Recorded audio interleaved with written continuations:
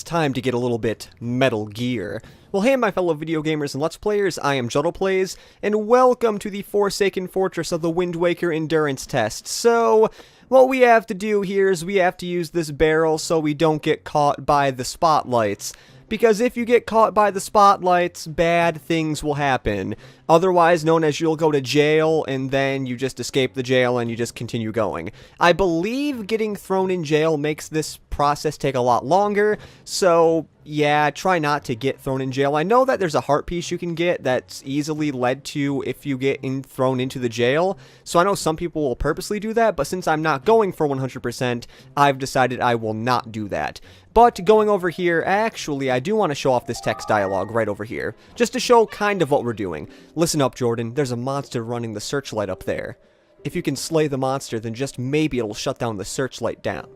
It'll shut the searchlight down, not shut down the searchlight down. That's just a little weird. Yes, so what Tetra is basically saying is we need to shut down that searchlight, and I like the little particle effect there. And as you see, I mean, you can't see it right now, but there is a guard, like, powering those searchlights up there. And if if even one of those searchlights are active when we try to go get our sister, basically, it's going to be impossible. So what we're going to do is we're going to grab this right here, because as you see, we have a few weapons in it, and we are going to throw it over here. The reason why is because we can pick it up easily and then press the B. Okay, never mind. We're going to do that, and then A is attack, B is to throw. So we are going to be going over here to this guy, as you see. Once something, like a little bit of a disturbance goes on, he's like, oh, what's that? And he puts the spotlights up for some reason. Then we can lock... I said we can lock onto him, and then we... Jesus Christ, I need to work on the stuff. Okay, I think if we do that there... Okay, we're getting into attacking pattern, and there we go. I believe that's a bokoblin, and the bokoblin is dead. He also gives a little bit of a rupee once that's done, and also... Yeah, that's some great placement. Okay, whatever. Now, you don't have to touch the controls up here. They automatically go up after that thing happens. We do not need this anymore because, well, we're not going to be able to carry it everywhere. And also, that stick only works on certain enemies and not others. Now, sadly, I don't believe we can get on top of this, so we cannot go to this little section there. We're going to have to wait a little bit later to get that. So, I'm not exactly sure which door we have to go in, because if you want to know, I'm not, like, the best when it comes to the Forsaken Fortress. I kind of just run around the Forsaken Fortress until I find where I have to go. I know there is something in the other direction, but I do want to check to see what is in this direction. All I know is I believe that the Forsaken Fortress is kind of like in a circular pattern, whereas you just kind of go in a circle and you get where you need to go. Now, for the love of goodness, try not to fall down here, because there is a little bottom area here, but it might lead to some trouble, and you don't want that trouble, now do you?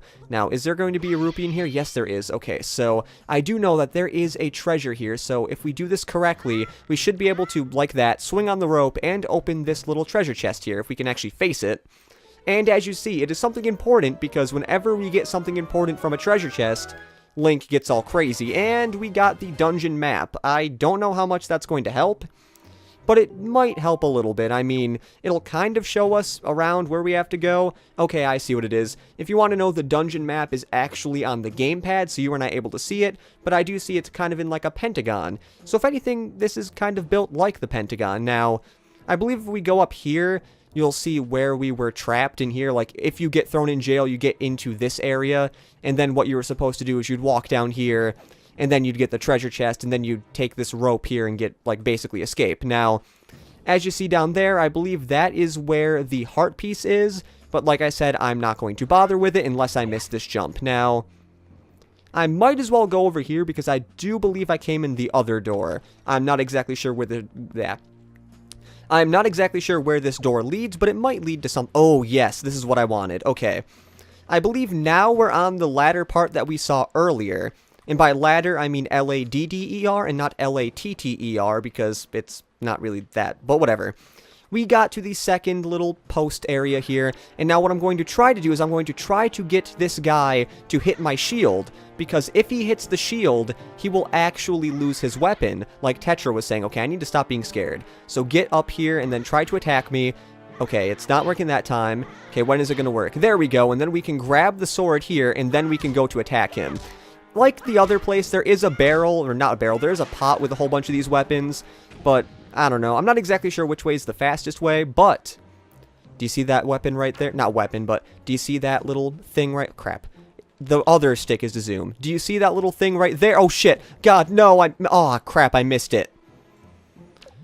Okay, that's the last time I'm trying to do something like that. Well, basically, what that was a joy pendant. And you need at least 20 of those to beat the game. And I guess that's not... Actually, no, you need like 21 of them to beat the game because of some weird thing. It says you need 20, then you give the person one, and then they say they need 20 again, and it's weird. We're not going to go into that. Also, if you dare want to get some rupees, you can, as you see, get the rupees down there with the spotlights. It'll obviously be a lot easier once all the spotlights are gone. There's only one set of spotlights left there now, but we are going to get rid of them hopefully soon, as long as I don't take too long trying to find the other one, because who knows. I mean, I'm assuming it's in this direction, because this is the only direction we haven't really gone yet. I mean, I could have kept going the other direction, but since it kind of led us out to here, I'm like, you know what? We can just go this way. Now, I believe this is actually the compass of the dungeon, or the compass, if you want to call it that. I mean, I think, like, the Game Grumps called it the compass or something. But now, okay, that just shows you hidden treasures in the dungeon, I guess. Okay, now, first verse, same as the last verse. I don't know what you want to call it. That was a little funky. I kind of thought I was not going to make that, but for some reason, I jumped on the rope, and then it brought me, like, a little bit to the left. That's not exactly where I was, game, but okay. Now, is this where the second set of ladder is? No, that is not it. That is just showing the top area. We cannot go in there yet. Let's go into this area. Maybe this is where we need to go. I think this is where we need to go. It looks something like what we need to do. So, I bet if we walk up here, there should be a way. Yep, right here. There is something right there. I believe that is used for a shortcut as for later, because as you see up on the top, there is a little bit of a box that you can push down and make it so you can get onto the top of that ladder. And, okay. I need to remember it's not the Y button to put away the, what do you want to call it? The telescope. It is actually the B button when you are in the mode. But now, we are finally here. We are going to get the last set of spotlights undone. And once we get these last set of spotlights undone, we do not have to worry about these stupid people getting in our way. So, Mr. Man, can you come here, put your spotlights up, and then we can just smack you like crazy. Maybe you'll hit me, maybe you will not hit me. And I'm actually really surprised that I only have half a heart of damage, because I swear I took a lot more damage than that, but okay. We do not need any more of these things, because we basically used all of them, and there are no more spotlights, so... Well, I think it's time to do a little bit of a Geronimo, because we can just jump all the way down here, and then get a few rupees, because there is no more security. Well, as for now, later in the game, we may come back here, and there may be a little more security, but by that point, we have a weapon, so it doesn't really matter. Now, I'm not exactly sure what we want to do now. Oh, wait, I think I know what we want to do. I think we want to continue going in a circle around here, because I definitely know that that area right there with the big door is not where we want to go right now. We want to try to make our way up to where Errol is, and that is kind of like on a different floor. I believe we are currently on like the first floor or something, so we are actually... Let's continue going this way, because I believe if we go this way, we will eventually get where we need to go. I'm not sure, though.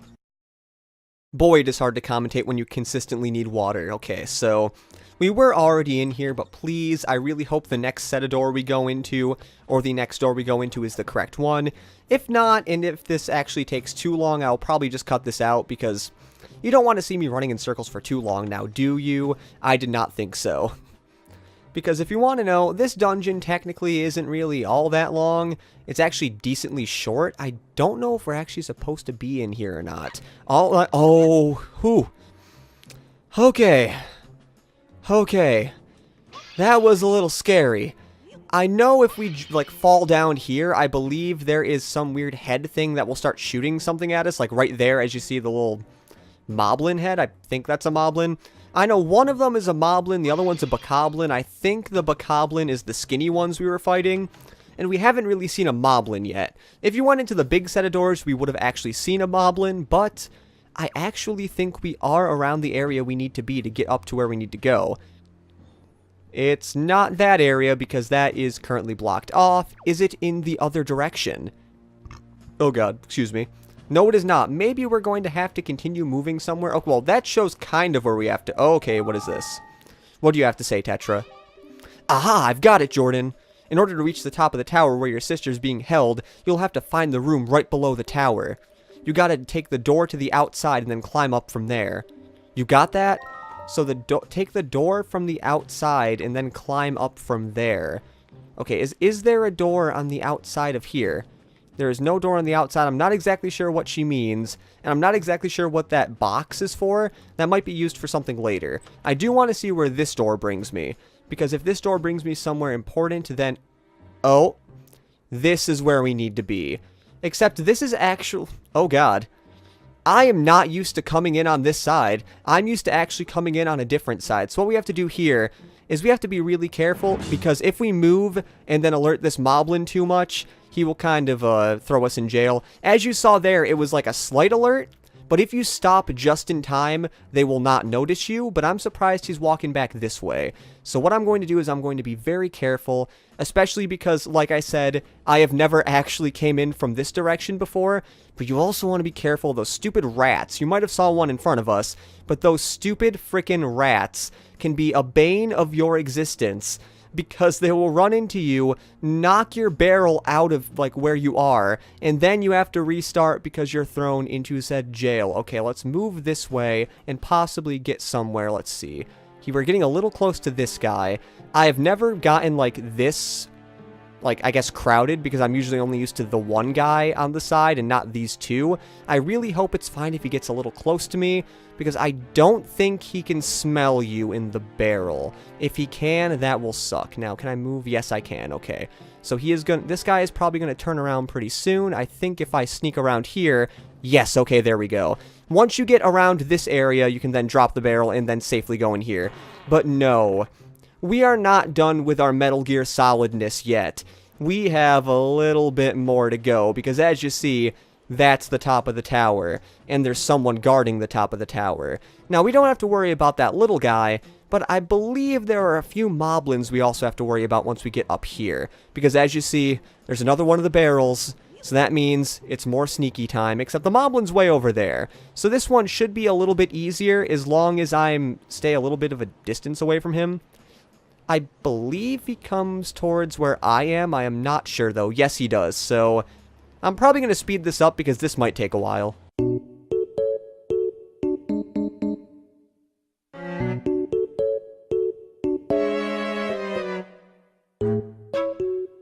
Now that he is turned around, we are going to slightly follow him because he will not notice you if you are following from the back. I believe we go. Okay. Okay, I think you're gonna turn to the other direction. I think we're fine though. There we go. Okay.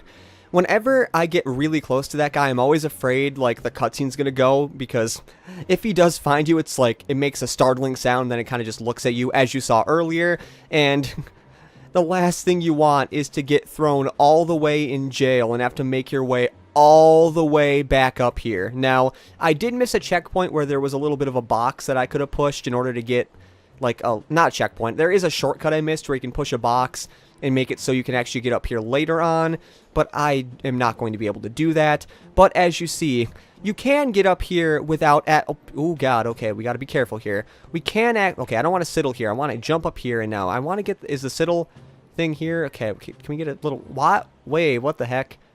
I want to sidle on this little platform here. Okay, there we go.